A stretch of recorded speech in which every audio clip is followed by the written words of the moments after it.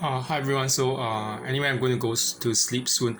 It's pretty late, and tomorrow will be the New Year's, no, yeah, Chinese New Year's Eve, and over here. So I want to actually just make this video before I go to sleep because I actually know that I think that most of us know that this like holidays and everything, regardless of where you are in the world. Okay, around holiday periods, is always a time when people get triggered. Okay, and I think down here for me, I think I know that kind of feeling about being triggered because it's so ridiculous. I hate to say it, but even now, like years even after getting out of the narcissistic situationship or relationship, on some occasions I still remember how I get very annoyed.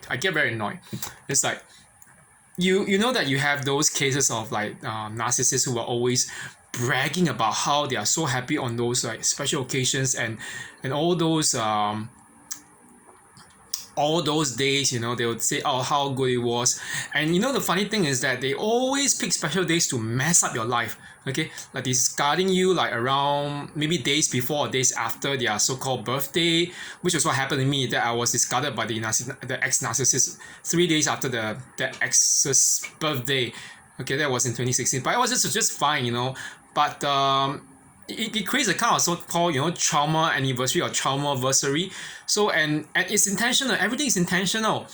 And then you have like things like down here in Singapore is and other Asian countries, the Lunar New Year is the one thing where you get another foretaste of the so-called narcissistic agenda, or the thing where they try to mess up your life again by what they do is, okay, they don't discard you. Maybe if you haven't discarded you, or if you haven't discarded them, they'll be doing things like messing up your life. And if they don't mess up your life, if you have really been out of your life or whatever, or because maybe you're just not very close to them at that point in time, they'll just brag on their social media about how good their life is when it's all BS. Okay, it's really freaking BS. And it's like, it's just like, when you have this whole thing, they do it for their families, okay, for their so-called families and their bunch of their sycophants, their bootlickers, the bootlickers. They do it all the time for their fan club, okay, their sycophant fan club. And it's so ridiculous because I was watching the clip from Scream 6, okay, Scream 6, this was actually last year, and there was something that was like, it struck me because I told my friend, when I was watching it, this one friend who was a filmmaker and who was now like on holiday in Japan, prior to coming back, he wanted to actually just catch the Taylor Swift concert over there. I mean, whatever, I don't really like Taylor Swift now that I kind of like contemplated the possibility that she might be a narcissist, although I'm not sure. Okay, but that's it. I mean, she has good music and whatever, but there was something about that particular movie that kind of stuck in my mind. And it was like, that one scene I told him, this one scene where Tara, the younger sister among two Carpenter sisters, like Samantha Carpenter, who was being adopted by the mother of Tara Carpenter, who actually turns out to be Billy Loomis's, the serial killer's daughter. And it was like, when they were confronting the three ghost face, basically, Inspector Bailey, who turns out to be the father of Richie, that Samantha's psycho filmmaker boyfriend or ex-boyfriend, and then Mindy, who turns out to be a younger sister, and then the youngest son, whom I can't remember his name, but that what happened was that there's this one scene where Samantha had no choice but to let Tara, her sister, go. Okay, so that the sister falls down, crashes onto the youngest brother, stabs him in the mouth after she gets stabbed also in the stomach. She stabs him with the knife that Samantha gave her and twists that blade, and then before plucking it out to cause that younger brother to die. And the funny thing was that I just told my friend, oh, it causes a lot of PTSD triggers. I know it's not good to watch it, but it just reminds me, this is what narcissists really do. They try their best to silence you, whatever. And I'm not saying that Tara Carpenter, the character, is a narcissist. No, it's actually the family of Richie, okay? That stupid psychopath, serial killer filmmaker, but in the movies.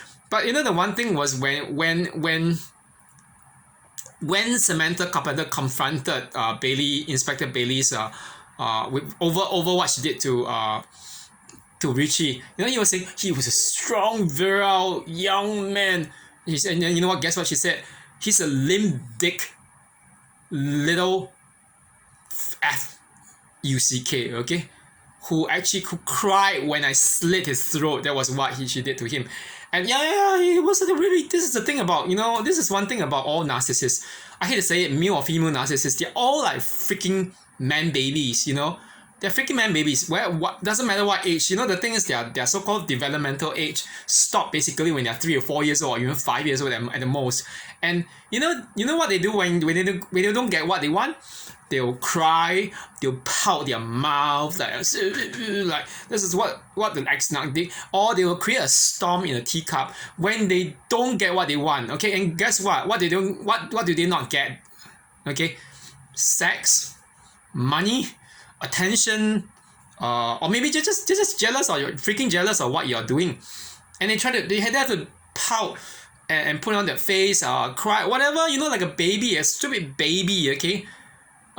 Because why? Because they don't get what they want, and you got it first before they even got it, okay? So this is what all narcissists are all, okay? This is ridiculous, okay? So one thing is I hate to say this, but now now that I got over that one last week's thing after talking to a psychologist, and I kind of like realized, there are ways out to get to what I want to get to.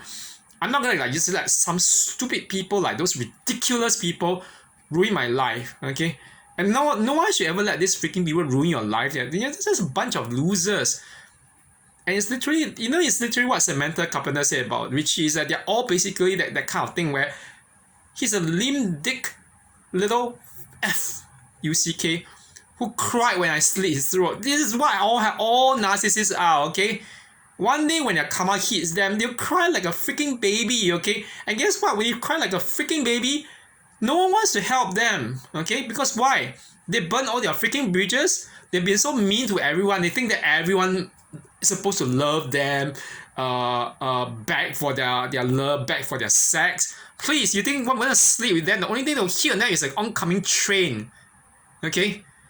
Anyway, I'm like gonna go to sleep. This is like ridiculous. I don't want to sleep on this and say, oh, have nightmares over them. You're not worth it. Anyway, and yeah, I mean, my mom's just talking to me about my loud voice and everything. But honestly, none of us should ever give it any supply. You know what? I actually wish those kind of like nuts. Seriously, I actually told that one uncle in the gym about this. I said, I mean, it's an understatement to say that I don't have any like hatred is an understatement for what I feel towards the narcs in my life, the ex-narcs. And I want, for everything they've done to me and other people, their supplies, whatever, I want, including their sleeping around, whatever, abusing other people, I want to break out on their skin, okay? Break out on their skin, not just down on the thing between their legs, whether it's a DK or vajayjay, whatever, or to what they've done to other people emotionally, physically, whatever. I just want to break out on their skin, even on their faces and heads, so that you know what, when they're sleeping around, hurting other people, using other people, I want their eye vessels to burst, okay? So that they can't even see. No, they can't even see. They will have the high blood pressure, okay? It will happen to them one day. Trust me. Now they might say, oh, we are virile young men, a virile young woman. No, you're freaking nearing the end of your summer or your sunrise, okay? Few more years by the time you reach 40 or whatever. you're not gonna be anywhere like that, okay? Because you are given the face you deserve after 40, okay? Anyway, that's it for now. Okay, have a good one. Bye bye.